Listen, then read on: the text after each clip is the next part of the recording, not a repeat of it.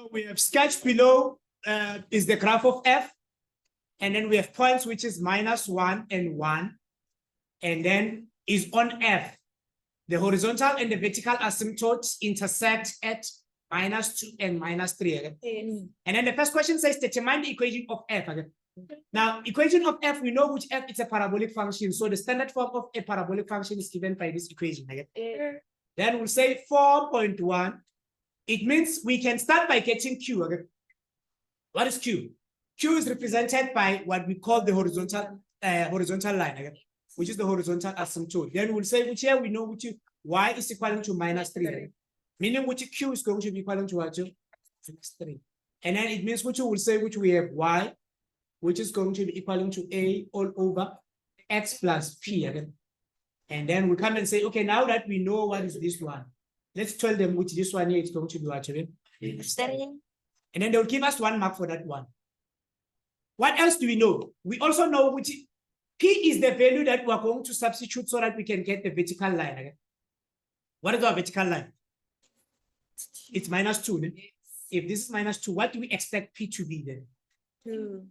We say which p is going to be equal to 2. Yes. Meaning now our equation is going to look a little bit better. Then we'll have y, which is going to be a all over again.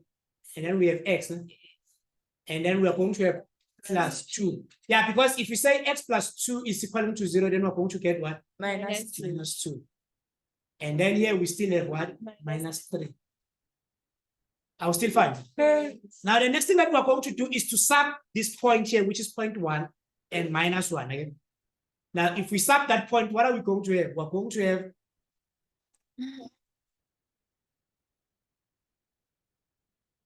here, instead of having, you're going to use this point. It says which you have 1, which is going to be equaling to a again, all over. What is our x? -1. It's -1. And then you still have +2. And then you still have what? -3. And then they will give you a mark for this one. And then you want to get a again. And then how are you going to get your a? You take this -3 to this other side again. If you take -3 to this other side, what do you have? You have minus, or you have +4. Yeah, the 3 it's negative. When it goes that side, it's going to become what? Positive. Yeah, so you're going to have +4. So we'll say here we have 4, which is going to be equal to a all over 1 again. And then if you cross multiply, it says which a is going to be equal to what? 4. Therefore, what is going to be our equation? Now we'll come and put our equation. We know what is a. What is a? 4. It's 4. We know what is p. What is p? 2. It's +2 again. And then we know what is q. What is q? -3. It's -3. Then this is how our equation is going to look like. And then they will give us a mark for subbing this one. They will give us a mark for getting a, and then they will give us a mark for the equation. I think they won't give us a mark here. So they'll give us a mark for subbing a, and then q, and then this is how we get our 3 marks then. Number 2, they say write down the equation of the asymptote of, but we are not, look at this one. I get this one here, this one is the equation of the asymptote of f of x. Okay? Here we don't want the equation of f of x, but we want the equation of -fx minus 2 again. So let's go and work this thing out. First, let's go and find what is going to be f of x minus 2. That's what we are going to do first. So how do you get that one? Again, you have f of x. Look at this thing here. You have f of x, which is going to be given as the equation you said it's 4 again, all over X plus 2. x plus 2 yeah? -3. -3. Okay, look at what is going to happen here. You had x, you had x. Can you see that? Now, what we're going to do is to change this. If we change this, it's no longer x. We're going to make it to be, look at the following. We have f of, instead of x, we're going to have x minus 2.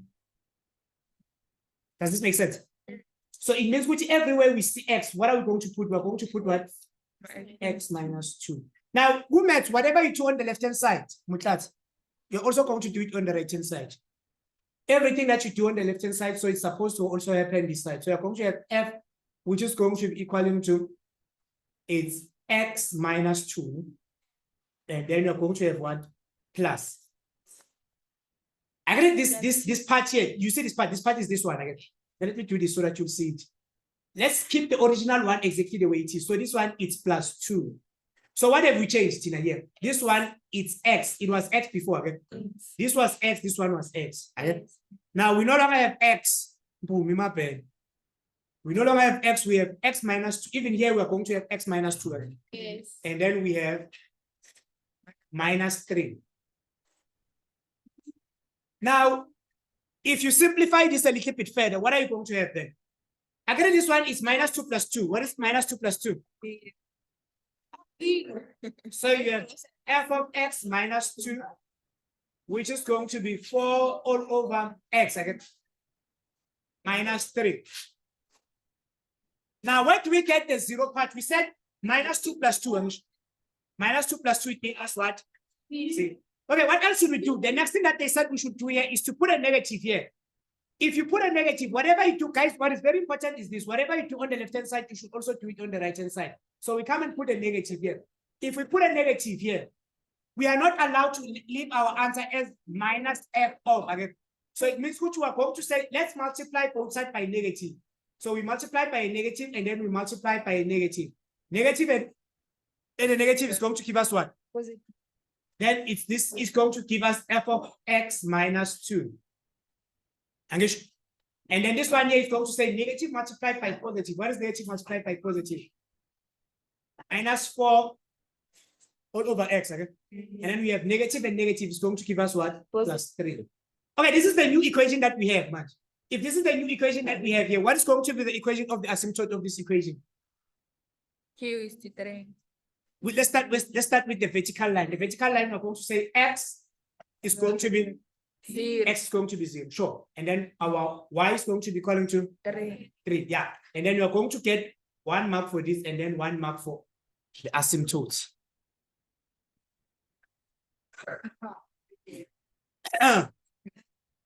Next, they say the line of minus x plus c is a axis of symmetry of f. Calculate the value of c. So we want to determine the equation of the axis of symmetry with the negative gradient. Okay? Now, how to get the equation of the axis of symmetry with the negative gradient? If you have the equation, you can use the equation. Okay? Now, which equation are we going to use? You need to be careful here. We are not going to use f of x minus 2. We're going to use f. Again, there's f of x minus 2. There's f. Those are two different equations. So now we are going to use f. So if we use f, we're going to say 4.3. Because we know what is f. F is given as f of x is going to be x plus 2 minus 3 again. Then you can take this part here. And then if you take this part here, and then the only thing that you're going to do is to put a negative here. Okay? And then this thing here is going to be given as y, which is going to be minus x. It's minus open bracket x, okay? Plus 2 minus 3. And then it says which you're going to have minus x, negative, and then a positive because minus 2. Minus 3. And then it says which you're going to have minus x, minus 5. And then here we'll get 2 marks for this one. They said we should determine the value of c. Okay? Yeah, this is how we determine the value of c. Another way in which you could have done this thing here is to say, okay, but axis of symmetry is going to pass through here. Okay? If it's going to pass through here, you can say, let's substitute this point here on this equation. Again, we know what is x, we know what is x, we know what is y. Then you can come and say, instead of y here, we're going to put minus 3 here, which is going to be equivalent to minus open bracket. What is our x?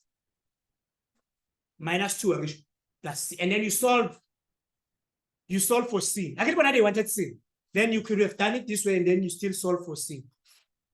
Okay, we're almost there. They say write down the range of, not of f of x. We don't want the range of f of x, but we want the range of y is equivalent to minus f of x. Meaning take the equation of f of x and then you simply make it to be negative. We should be careful of that. If you've noticed this is not the first time we get a question like this one. Yesterday we saw it, remember they said determine the range of the inverse of this thing. It was reflected by the x-axis. Here it's the same thing. They're saying determine the range if this function is reflected by the x-axis. What happens if you reflect this thing by the x-axis? The y changes again. If it was negative, it's going to become what? Positive. Okay, it's simple then. If we know that, it means we can go and tell them, okay, we know this. I get the y here. was -3 again. Okay. It was negative. What is going to happen to the y man? Positive. It's going to become positive, meaning which y is going to be equal to 3. So the asymptote of this equation is not going to be -3, but it's going to be y is equal to 3. Okay? Yes. Now, what do we know about the range? We're going to say y is going to be an element of all the real numbers. Okay? Yes. But y cannot be whatever the asymptote is. Meaning in this case, our y is not going to be equal to what? To 3. And then we get 1, 2 for that one. Are we still together? Okay, we are done with this one.